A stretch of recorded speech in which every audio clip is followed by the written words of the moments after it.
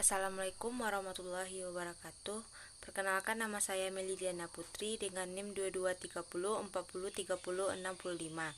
Baiklah, saya akan mempresentasikan video hari ini yaitu tentang PPh 25. Pengertian pajak penghasilan pasal 25.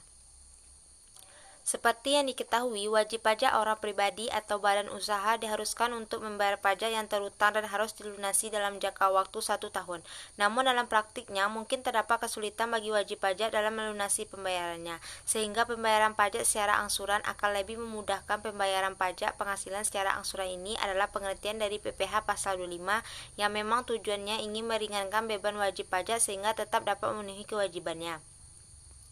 Adapun ketentuan dalam PPh pasal 25 adalah wajib pajak yang memiliki kegiatan usaha akan membayar angsuran pajak penghasilan setiap bulannya. Batas waktu pembayaran PPh pasal 25 adalah paling lama tanggal 15 bulan berikutnya dari masa pajak yang akan dibayarkan. Apabila ada keterlambatan dalam penyetoran dan pelaporan PPh pasal 25, terdapat sanksi yang berlaku yaitu PPh pasal 25 Undang-Undang Nomor 36 Tahun 2008 membahas tentang besarnya angsuran pajak yang dibayar sendiri oleh wajib pajak pada tahun berjalan. Besarnya angsuran PPh pasal 25 pada tahun berjalan sama dengan PPh yang terhutang menurut SPT tahunan PPh tahun pajak yang lalu dikurangi dengan PPh yang telah dipotong atau dipungut pihak lainnya.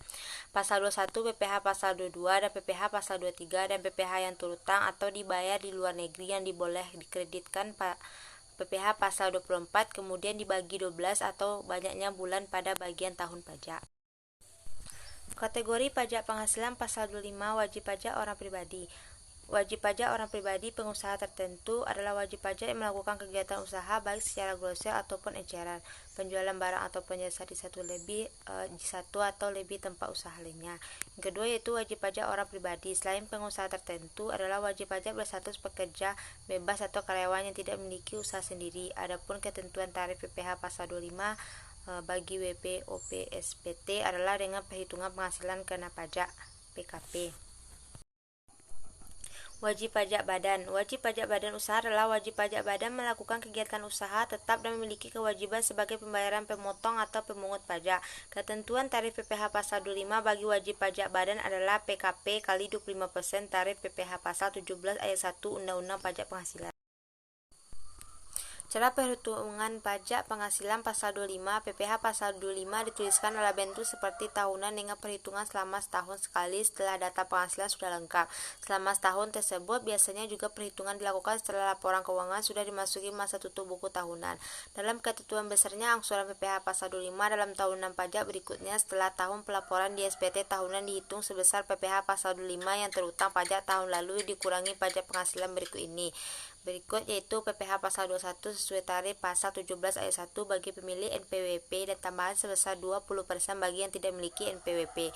PPh pasal 23 15% berdasarkan dividen, bunga, royalti dan hadiah 2% berdasarkan sewa penghasilan lain serta imbalan jasa. PPh pasal 22 penguatan sebesar 100% bagi yang tidak memiliki NPWP. PPh pasal 24 yaitu pajak penghasilan yang dibayar atau terhutang di luar negeri dan boleh dikreditkan. Adapun perhitungan secara umum dapat dilihat di sini bagaimana cara-cara melakukannya. Angsuran PPh pasal 25 pada bulan-bulan sebelumnya batas akhir penyampaian SPT tahunan PPh Januari dan Februari. WPOP Januari, Februari, Maret sampai WP badan. Angsuran PPh pasal 25 sama dengan angsuran bulanan terakhir tahun lalu. Dan untuk penjelasan PPh pasal 25 yang akan dilanjutkan oleh Mirzatul Safaraz. Sekian dari saya. Assalamualaikum warahmatullahi wabarakatuh.